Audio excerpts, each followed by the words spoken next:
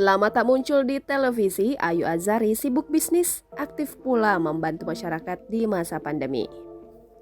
Artis senior Ayu Azhari belakangan ini aktif di luar kegiatannya di dunia entertainment. Beberapa kali ia bersama rekan-rekannya terlibat dalam aksi peduli masyarakat terdampak COVID-19. Kini Ayu sedang menjalankan dua bisnisnya, yakni batik dan minuman kopi. Rupanya Ayu sudah sejak kecil hingga remaja akrab dengan dunia bisnis.